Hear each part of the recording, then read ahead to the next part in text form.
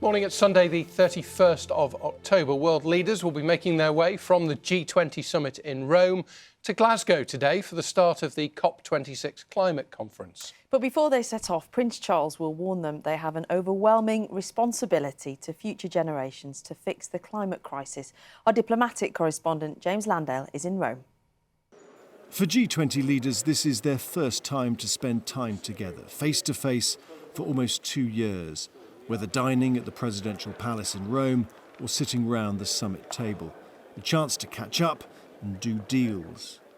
Today their minds will turn to perhaps the most important and most necessary deal. They're expected to agree climate change is an existential threat.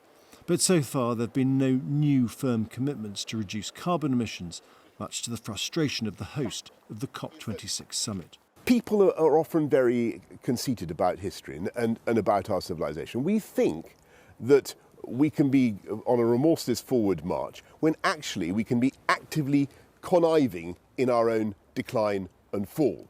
And what we need to do is to ensure that at the COP summit next week, the world leaders come together and make the commitments that are necessary. Today he'll win support from an unexpected source. The Prince of Wales has been invited to the summit by the Italian hosts, and he'll tell the G20 leaders they have an overwhelming responsibility to generations yet unborn. It's impossible, he'll say, not to hear the despairing voices of young people who see you, the G20 leaders, as the stewards of the planet, holding the viability of their future in your hands. Amidst all this, the Prime Minister is expected to meet the French President to discuss the continuing row over fishing rights. The French say the boats are being squeezed out of UK waters against the post-Brexit rulebook. The UK disagrees and is threatening legal action, a row that shows no sign of going away. This summit will make some progress, agreeing a minimum global corporation tax and new targets to vaccinate more people in developing countries. But on tackling global warming, it has yet to live up to expectations. James Landale, BBC News, Rome. More than 25,000 people representing nearly 200 countries have begun arriving for the COP26 climate conference in Glasgow. Yeah, the aim of the two-week event, as you probably know, is to commit to measures to limit the rise in global temperatures and cut emissions, as our Scotland correspondent Alexandra Mackenzie now explains. The negotiations have yet to begin, but activists have been arriving in Glasgow. Some walked for weeks to get here. They all want more done to tackle climate change. I started in Vadstena in Sweden the 19th of July, and I walked the entire way from Sweden to here. So to bring awareness for the climate, and it's my way to do it. It's the question of our time. I mean, we need to act now, and I felt it was a privilege to devote 4 months to the climate. I'm walking for my children, my grandchildren and my grand-grandson, and I'm demanding for them a good climate. The teenager Greta Thunberg arrived in the city by train. She has already voiced her concern that COP26 will not lead to any significant changes. Others admit it will be challenging. When you look at the science, the latest report from the Intergovernmental Panel on Climate Change is clear that the world is warming, it is human-induced, and if we do not act now, we are going to see increased floods, droughts, heat waves, and all of us will be affected. Glasgow will host more than 120 world leaders and up to 25,000 delegates. Around 10,000 police officers will be deployed each day.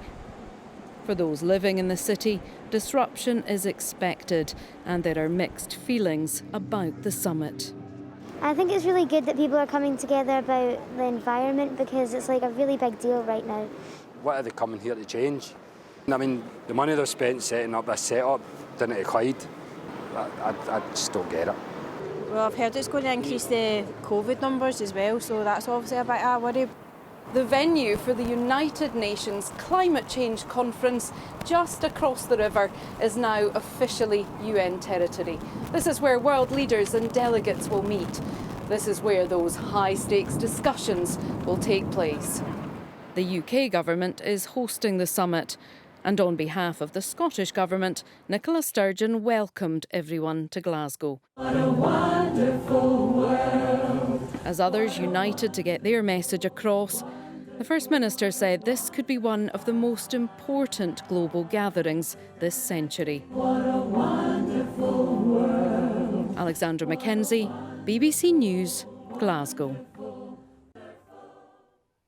It's understood that people have died following an incident on a river in the Pembrokeshire area of Wales.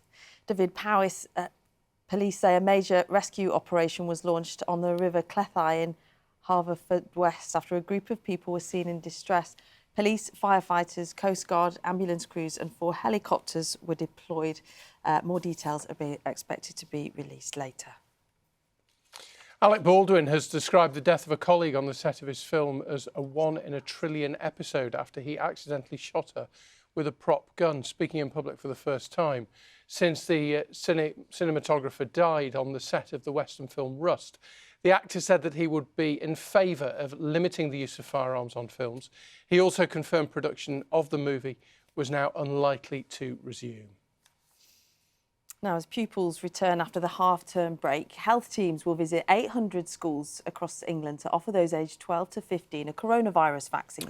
Young people are also being encouraged to take a COVID test before returning to classes, as Simon Jones now reports. You lot are braver than most of the grown-ups. When pupils returning to school this week are asked, what did you do in the half-term break? Some will be able to say, I got my jab. Special sessions have been put on for 12 to 15-year-olds at vaccination centres like this one in Kent. And now the plan is to allow more pupils to get a jab at school, with teams going into hundreds of schools in England this week. I might be carrying it and I don't even know. Yeah, and if he catches it, then... Because I'm quite old, I'm an old dad, so I'm in my 60s, and obviously he worries a bit about that. We've had deaths in the family, so we thought maybe, I know she's young, but, it's better to be safe. I wanted to get it done. I want all the things to be back normal again. Parents of pupils who haven't yet had the jab are being encouraged to go online and read about the programme to allow them to make an informed choice. More than 600,000 young people have been vaccinated since the rollout was extended to include 12 to 15-year-olds at the end of September. Another 140,000 children have their jabs booked over the next few weeks, according to NHS England. The Office for National Statistics says the percentage of people testing positive remains highest amongst children in school years 7 to 11, estimated at just over 9%. Pupils are also being urged to take a lateral flow test before returning to school to minimise disruption to lessons. The aim, to keep as many children safely in the classroom as possible. Simon Jones, BBC News. It's just got 9 minutes past 6. Let's have a look at what the papers are saying this morning. Let's start with the front pages. And COP26 features prominently on many of them. The climate summit is, quote, the world's moment of truth, according to the Scotland on Sunday. The paper carries a photograph of the activist Greta Thunberg arriving in Glasgow. The Observer reports that scientists and environmentalists have called for Boris Johnson and the French President Emmanuel Macron to end the row over Anglo-French fishing rights amid fears that it could overshadow the climate conference. And the fishing row also appears on the front page of the Sunday Telegraph. The paper reports that Mr Johnson has accused Mr Macron of participating in a pattern of threats against the UK. Let's have a look on BBC Online this morning. The most read story on the BBC News website is the latest on the film set shooting involving Alec Baldwin, which we reported a couple of moments ago in the news summary. It reports that the actor's spoken out in public, as we said, for the first time since he accidentally shot dead the cinematographer Helena Hutchings, saying that she was my friend. Gosh. Shall we have a look inside? Yes. Some of the papers? Now, please, I don't want to start a stampede. This is inside the Sunday Telegraph of panic buying of books. But the Sunday Telegraph is reporting paper cuts prove a pain in the race for Christmas bestsellers. Essentially what they're saying is that there could be a shortage of the really popular titles over Christmas if a second print run is required because of problems with paper supply and the problems that we know about shipping, because a lot of the colour prints of books apparently are done in the Far East and therefore have to be brought in on container ships. There's a bit of a shortage of paper as well. So the gist of this story is if you want to buy a book for someone for Christmas, buy it early. Get it done now. Presumably the headline above it, buy your wedding dresses a year in advance, brides are being told for similar reasons. Yeah, that could well be the same. I haven't read that one, but you might well be right. On page 39 of the Observer, this really captured my imagination. So this is an ancient Roman party town. This was basically a hotbed of partying by the Romans in the 3rd century. They were good at parties. They were really good at it. Buried under the sea. It's basically a massive spa complex that's been found off the coast near Naples. So in the 1940s, on a clear day, an Italian Air Force pilot spotted what he described as a strange ghost town underneath, and they've been gradually unpicking it, and now it's become a tourist destination. It's just absolutely beautiful. You can see the mosaic floor there with a diver up close to it. Amazing. Staying with a similarly highbrow theme, we're talking high art here. Hogarth, the famous painter, of course, apparently, according to the Sunday Times, because there were so many fakes of his paintings that were done in the day, he started to make adjustments at the last minute to try and throw the forgers off. So they weren't able to produce knockoff prints of his own famous works before he published them himself. What sort of things does it say? Yeah, a man hanging on a lamppost, apparently in the background of one that's been revealed by an X-ray, all sorts. Oh, that's fascinating. Yeah. Keeping it highbrow, these are the people who've made motors their homes. So this one is my favourite. This is basically people who've taken different vehicles and turned them into motorhomes. Former lorry driver Charlie Glover was living in his nan's spare room when he bought a faded and rusty truck for £2,000 in 2018. And now he's turned it into a home, his full-time home. He's living in it. It's got a sound system salvaged from a nightclub. Water is stored in beer kegs, and his kitchen is made from pallets. Brilliant.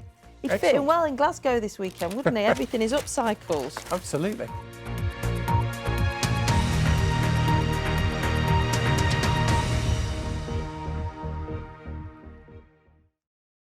See the headlines as they happen and watch BBC News live in the app and get the full story with bbc.co.uk/news. Follow the story for all the latest with BBC News.